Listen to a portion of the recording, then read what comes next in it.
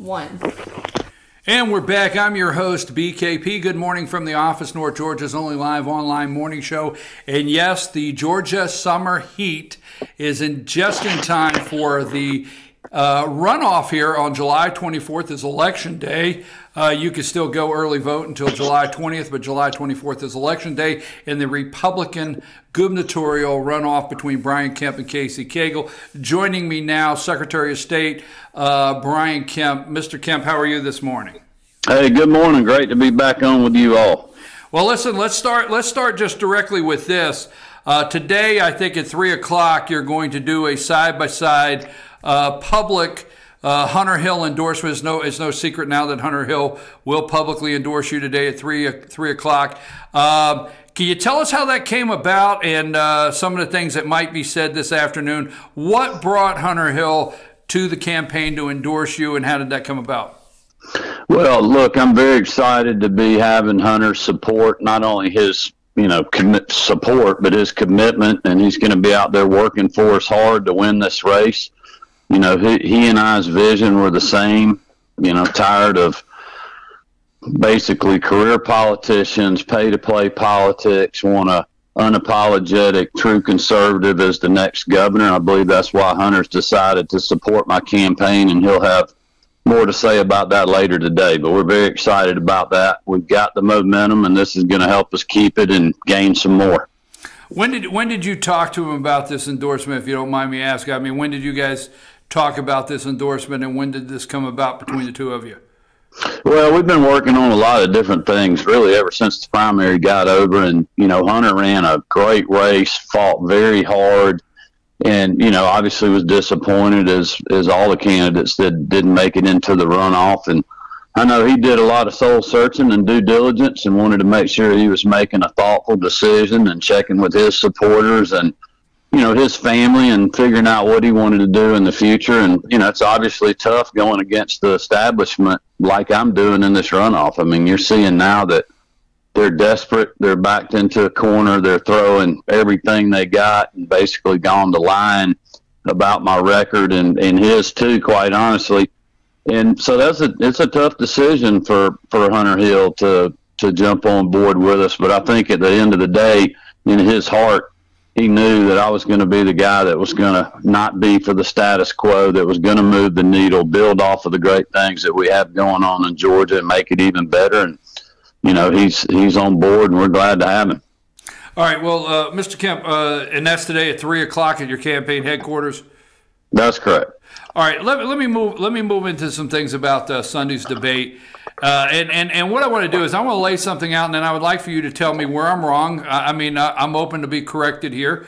But as Secretary of State, we have so many occupations in the state of Georgia that are either regulated or licensed, and one being massage therapy, cosmetology. There's a long list. And in that, you obtain what I call an occupational license through the Secretary of State, and then there's a possibility of violations. And where we're getting here is these massage therapists that basically have a violation. But let me finish where I'm at. If that happens, then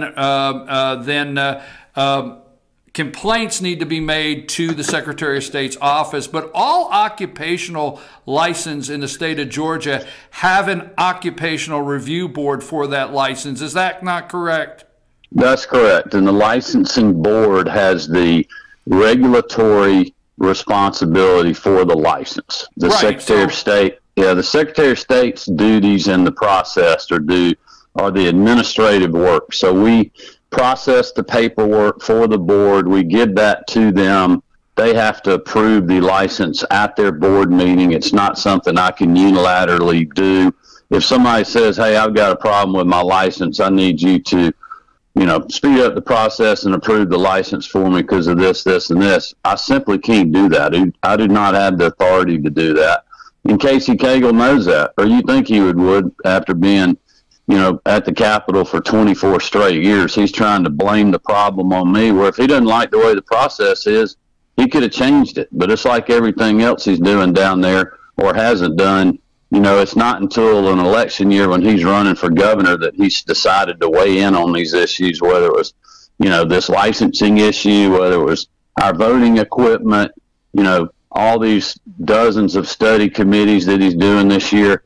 It's like, why are you doing this now? Why hadn't you done this over the last, 14 years when you've been lieutenant governor? And he's simply trying to blame somebody else for his poor record. And quite honestly, he's trying to distract the voters from the pay-to-play politics and the corruption that he's admitted on the Tippins tape. Well, I'm referring to these very suggestive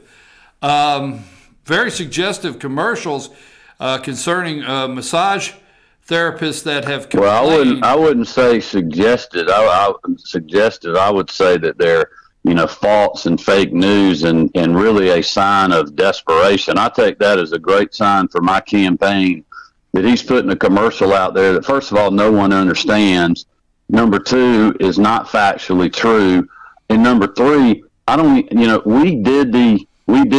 got the complaint, we did the investigation, which is what my office has responsibility for, and we handed that information to the board. The board is in the process of going through the due process by law that's set out to review and potentially prosecute these things, and it's up to the board and the Attorney General's office, their lawyer, to decide what to do. I have no authority to do that. And so Casey Cagle's basically trying to blame that on me, which is just outrageous and silly, quite honestly. So you and I don't want to get stuck on this, but your office is Secretary of State, which has 250 employees. Your office compiles the investigation and then turns it over to the Occupational Review Board, which is appointed by the governor of the state of Georgia. They are the ones that take action, and they are the ones that have the authority to pull that license. Is that correct? That's correct. And they do that based on a due process that they have. They can't just willy-nilly do that. They have to go through a due process, give those accused the opportunity to respond just like you would in a court of law, give their side of the story. They have, public meetings that they have to have. The boards meet anywhere from once a month to twice a month. And, he's trying to blame me for, this is taking a long time. Well, you have to go through the due process. And for him to blame me shows how naive he is. And again, he's just trying to distract from his public words now on the tapes of calling, going after conservatives, calling them crazy, and basically trying to get campaign money, trading his vote for it, which if it's not illegal, it should be. All right. So to end that subject, do you have the authority as Secretary of State of Georgia to pull a license? No, I do not. Okay, let's move on to the lawsuit pending that he referenced in the debate. Now, on you said it's Casey Cagle's friend. Now, I'm going to say this is the banker. And let me see if I have this right. According to you, you and some other principals, I might misuse the word principals, okay, but other people, investors, have tried to work out a payment plan with this financial institution, and you've yet to be able to do that. And I don't want to say, I think like you implied, they were keeping it going so it could be ongoing until after the election, so that way you can't come out and say that you have a payment plan and you're trying to meet your obligation. Is that kindly what I was hearing Sunday? Well, it's a little bit different than that, but I'm one of 30 investors in a startup business, and I have an 8% share. I'm not the CEO. I'm not running the business. I have no fiduciary responsibilities in making these decisions. The lawsuit is against the company. It's a loan that I was backing, so they're suing me as well. But the company actually defaulted on the debt, not me personally. But I am guaranteeing it, so I'm involved in the process. But I will say this, this individual is a large financial supporter of Casey Cagle, and the company has tried for over a year now to work out a payment plan that has been rejected, and so we're in the process of just going through this litigation, and that's where we are. I'm gonna do what I need to do to get this thing settled at the end of the day, but it's a company debt that I'm also responsible for, but the company's got to take the lead on the lawsuit, because even if, just the way the process works, that's how it is. And now, because I'm involved, I have to represent my interest, which is a conflict with the company. And there's another guarantor on this note, which they failed to mention besides the company, which just shows you it's more desperation. There was a story written about 2 lawsuits that involved the company right after I announced my campaign for governor well over a year ago. One of them has been settled, and this one's still ongoing. So this is old news, quite honestly, and it's just a desperation attempt by Casey Cagle to attack me. I've been a private sector business person for over 30 years. I've started many businesses, created many jobs. I've invested in others. And when you're an entrepreneur and a business person like I am, not everything works out, especially when you do, when you start this like we did right before the recession. The company grew too fast, had some tough things happen to it, but you know what? They're still fighting through it. This whole, business about not paying farmers is not true. The company does owe farmers, but I'm not on the hook for any of that. I've never guaranteed any of that. And the company is slowly but surely paying the farmers back, and they're working on paying these other debts back. And I've encouraged them to pay all of those back, and then when they do that, to pay me the money that they owe me back. And, that's where we are right now. All right, well, let me ask you some pretty pointed questions on that. We'll move off that subject, just giving you an opportunity to clear some things up. So the organization has tried to work out some forbearance agreements with the financial institution up to now with no avail? Well, it's not a financial institution. It's an individual. But, yes, several times there's been offers on the table to work out a payment plan. Okay. And second, now this company that you own 8% of, have you always only owned 8%? Have you owned 24, 25%? Or have you just always been an 8% investor? No, early on, I was one of the early investors in the company. So I had a bigger stake early on. I can't remember exactly what it was, maybe in 2024. And then as the company grew and more people invested in it over the years, our shares got diluted down to where now I think I have an 8% ownership. So it's which just, is kind of that's a normal process as you opened up the company to more investors. And that's a normal progression of a growing company. Are you the only one that's personally guaranteed on the loan, and why did you sign a personal guarantee? No, I'm not the only one personally guaranteeing the loan. I signed it because the company, well, I might not better answer that since we're still in litigation, but I can just tell you that I signed it because I felt like the company would pay the individual back. They had done that before with the previous loan, and then some things happened and they weren't able to do that. But you're not the only one personally guaranteeing this loan in question.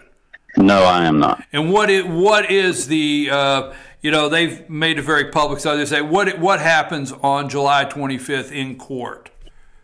Well, it's not really court. I mean, it's not court. It's more of I think they've asked for a motion for summary judgment, so a judge will be making a decision. So I don't know what that will be. Okay, well, I just wanted to ask because they're bringing it up. Now let's move along to Governor Nathan Deal endorsed Lieutenant Governor Casey Cagle. Theoretically, the governor is the head of the Republican Party in the state of Georgia, much like Donald Trump is nationally, and usually the head of the party or the party does not endorse candidates until there's a nominee for the ticket. Are you a little concerned about the governor stepping out and making that endorsement yesterday, Governor Nathan Deal? Were you a little caught off guard by that, or is that another one of the things that you would classify desperation in his campaign? Oh, I think definitely desperation is his campaign. Actually, yesterday was a great day for us. We had Vince Dooley and his family endorse my campaign. We announced that Hunter Hill would be endorsing today, so our people were fired up about that more so than the establishment trying to come to Casey Cagle's rescue. So we're not discouraged at all about that. Actually, Governor Deal had nice things to say about me in the endorsement. But look, all of this doesn't matter. The endorsement that matters is going to be on election day with the voters of this state deciding, do they want to pay to play corrupt career politician that has been, admitted on a recording that they would change their principles, change their values, and their vote for money during the legislative session, which is, not, if it's not illegal, it certainly should be, versus someone who has been running for 14 months now on a campaign to put Georgians first, who has a record of cutting government spending, saving taxpayers millions of dollars, and standing up to Stacey Abrams, the liberal left, George Soros, the Obama Justice Department suing them twice over citizenship check and to defend our photo ID laws. That's the choice that they have, and it's all about trust now. Who do you actually trust to do what they're saying? And it's obvious you can't trust Casey Cagle because he'll say one thing in private and say something completely different in public. I've read several articles since the debate, and I want to give you an opportunity. Tell us, Mr. Kemp, tell us exactly what did happen at KSU concerning the servers, hacking, whatever took place there, because you said we have never been hacked. I went back and read some articles, so I don't want to quote other people's articles not knowing whether they're accurate or not. What actually did happen at KSU? Well, as you're aware, fake news is alive and well, and most of it's coming from the Cagle campaign because they're taking liberal press reports that don't know what they're talking about. The fact is, the Georgia Secretary of State's office under my leadership as of this morning has never been hacked. We've never been breached. What happened at KSU was there was a server that was in their network. It was Kennesaw State's server. That is very clear for anybody that knows anything, because when the FBI investigated this incident, they wouldn't even talk to our office. They wouldn't talk to me. The university wouldn't talk to me because this happened on their network. This server was outside of their firewall, which was their responsibility. And the individual had told the leader at the election center about this vulnerability. That person failed to let me or my office know about that. And then worse than that, did nothing to address the problem. So later on, this individual went in there and proved a point.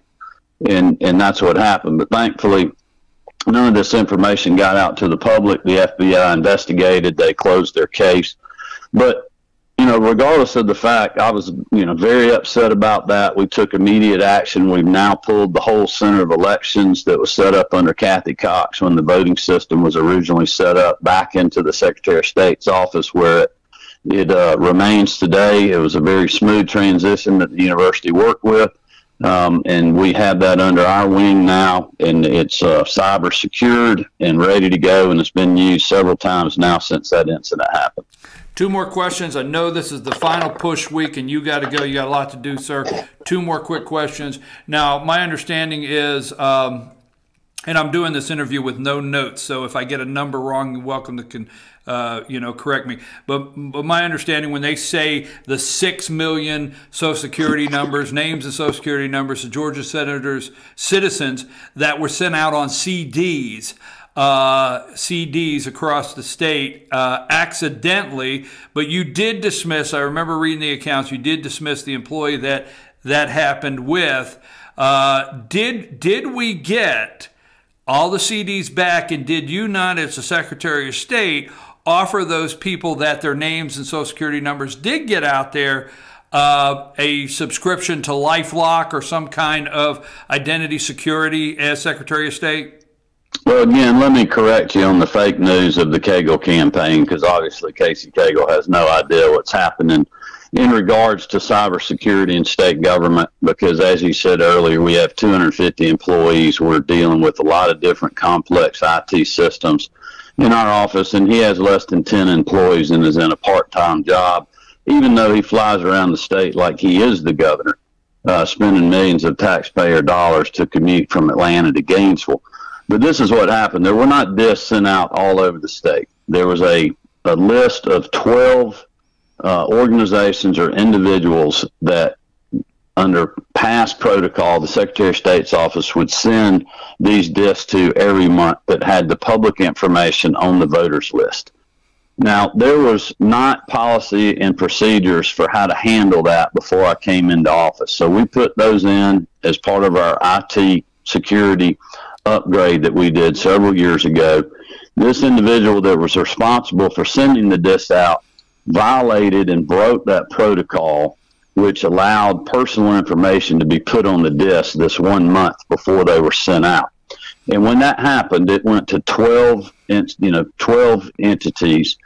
When we found out, I immediately sent my investigators out to recover the discs. We recovered all of the discs or documented that they were never opened or were destroyed, did forensic reviews. We had an outside, auditing firm that did that, did a report on that.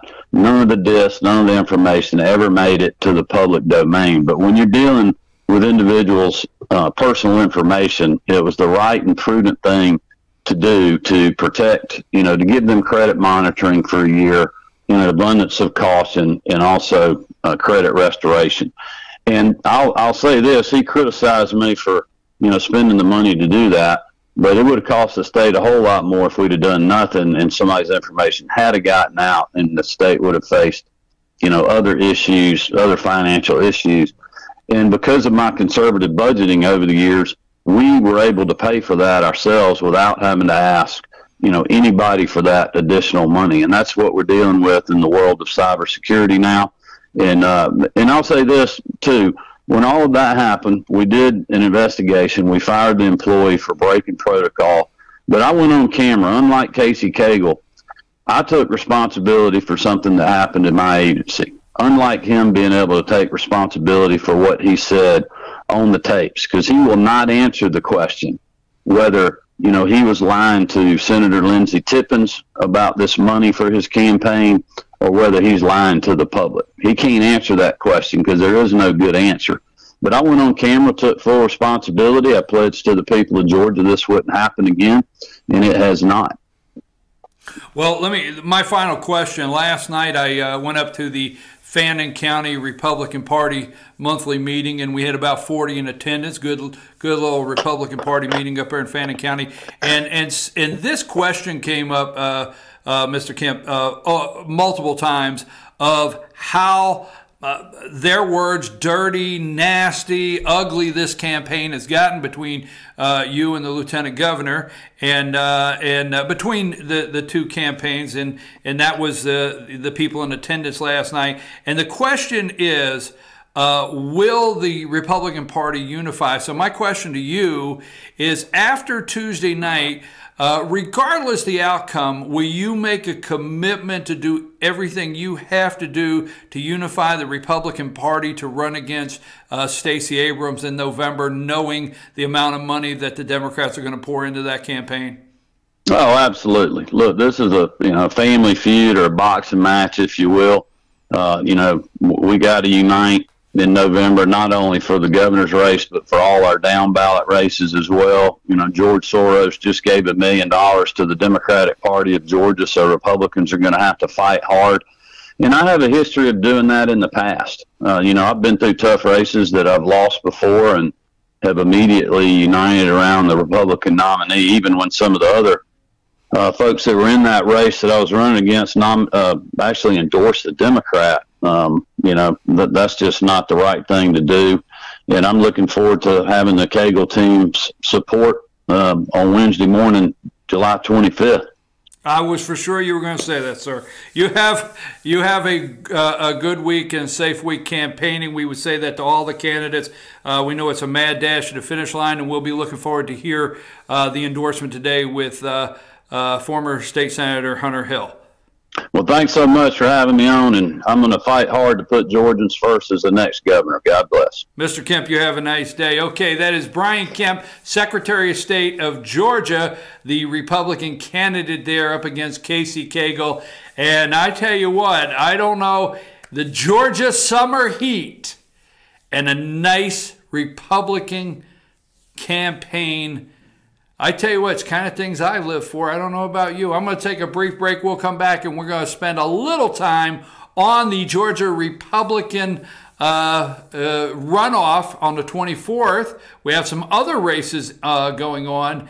Just to remind you on that, early voting is open to the 20th, and then it closes until the 24th, Election Day. Let's take a break, and we'll be back and talk Georgia politics.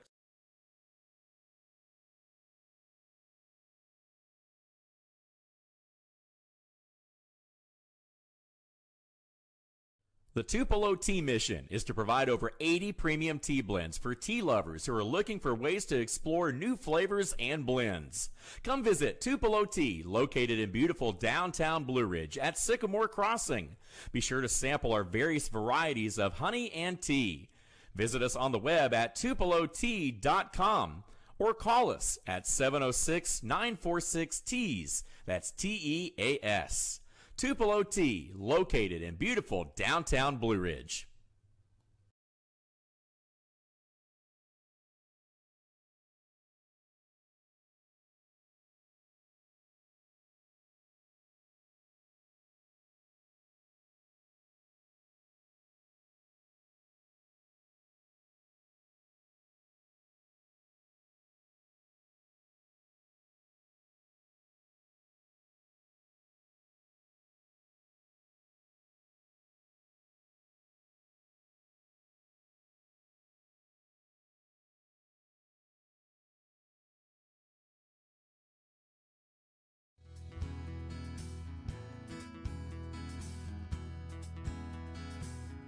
Hello, my name is Chad Watkins. I'm the manager at Larry's Body Shop.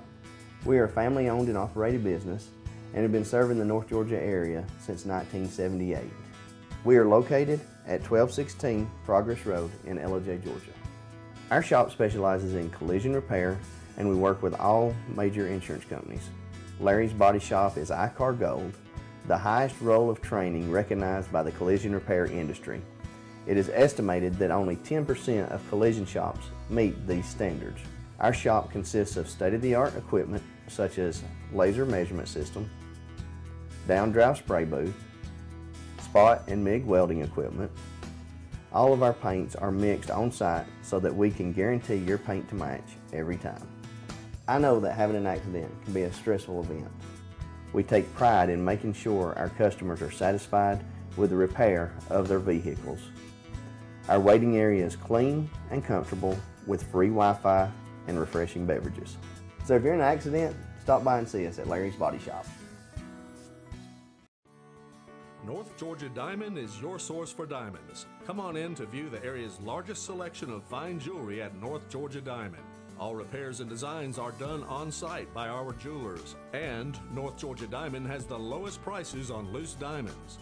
You can also sell your gold, silver, and coins at North Georgia Diamond between Walmart and Lowe's in East LJ.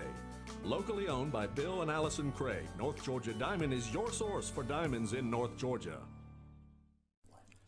In 1981, Reed Nicholson began selling tires out of an old barn in Mineral Bluff. Little did he know that he had just laid the groundwork for the most trusted names in automotive services in the Blue Ridge area. In 1997, Nicholson Tire Center became what it is today, holding the same values of faith, family, and great customer service. 2 locations to serve you, and the Blue Ridge location is currently expanding to offer fast service and the largest U-Haul provider in Georgia. Nicholson Tire Center, Blue Ridge, and Mineral Bluff. Hi, I'm Rhonda the Mattress Lady, and this is my husband Gary, owners of Mattress Overstocked in LJ next to Walmart. And we want to earn your business. From the time you walk in our door to the time we deliver your new mattress to your door, you will see the difference. Our selection and prices are the best in North Georgia, and customer service is our top priority. So y'all come on in and let us help you find the right mattress at the right price. That's Mattress Overstocked in LJ next to Walmart.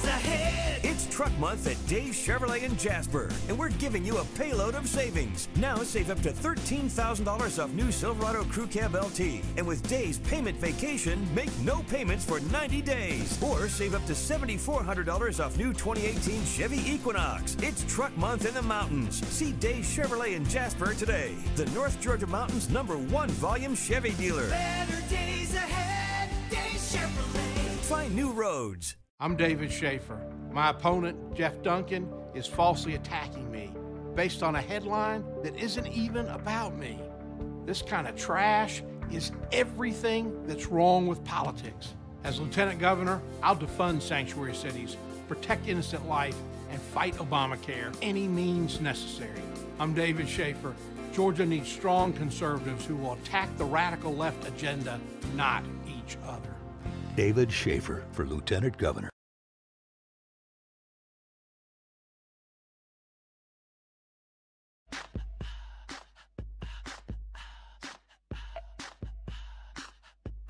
What you gonna do with all that junk?